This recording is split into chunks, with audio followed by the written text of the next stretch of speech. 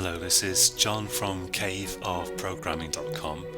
This is the 5th tutorial in our series of beginners Java tutorials, and in this tutorial we're going to look at for loops.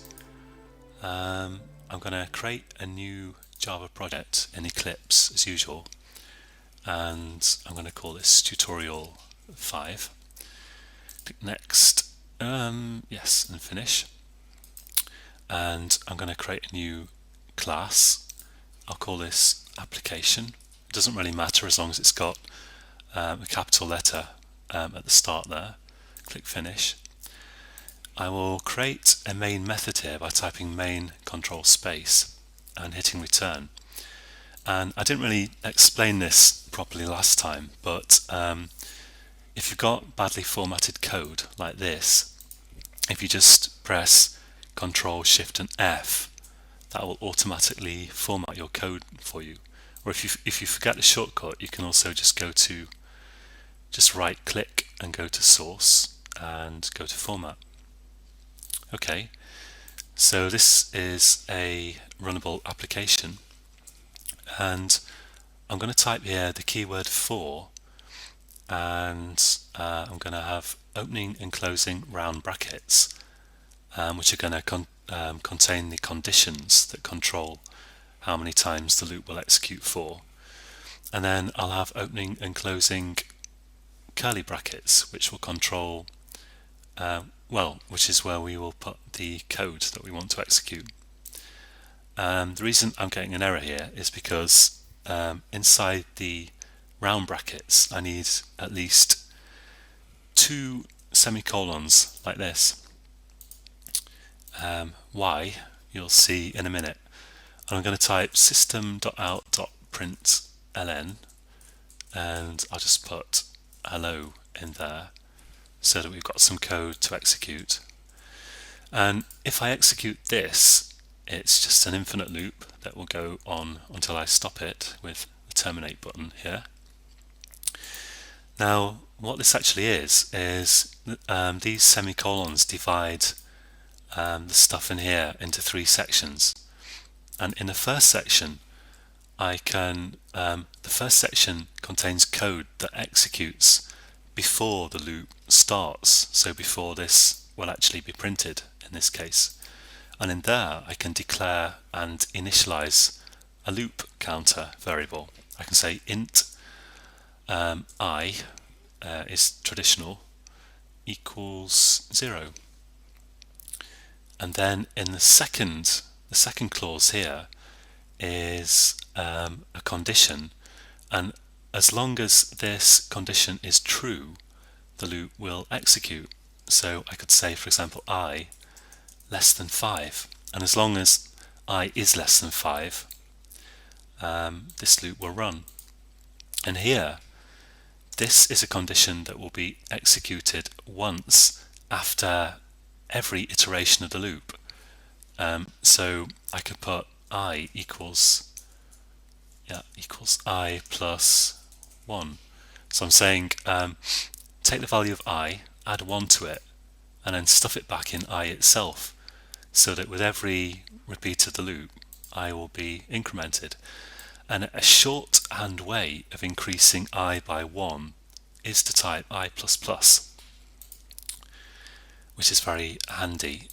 So now we've got kind of a standard for loop, and if I run that, it will execute 5 times. So the first time I is 0, and then the condition's checked, I is less than 5, yes, so this is printed out, and then this is executed, so now I is 1. This is not executed again, this is only executed before the loop starts for the first time. So what happens next is this is checked, I is less than 5, yes, because it's 1, so this is printed again. I is incremented, I is checked again, this is printed out, and so on, until I is equal to 5, and then this is no longer true, and the loop then will stop, and it will not go into here, it will just stop. There's one other interesting thing that I'd like to show you here. that we'll maybe get into a bit more later on.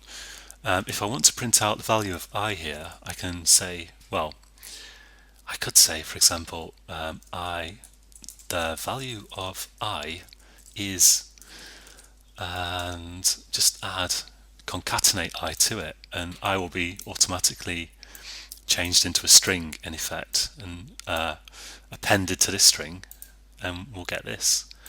But there's another way of doing this that you will definitely come across.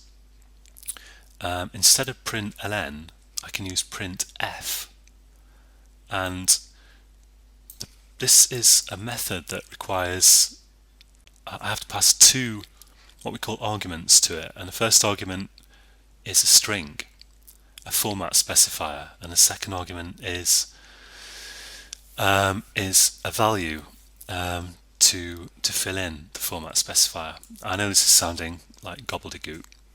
In fact, there might be many arguments, but what is a format specifier? Well, so the format specifier is a string that can contain special characters, special symbols actually, that will then be replaced by the numbers or variables that you have here. And I'm just going to show you one for this tutorial. So the format specifiers begin with % and they end in a letter, and the letter for an integer that you need is D. So %D means, okay, print this string, but replace %D with the value of the integer specified here after the comma every time. And if I run this, you get this output. And why is it all on one line?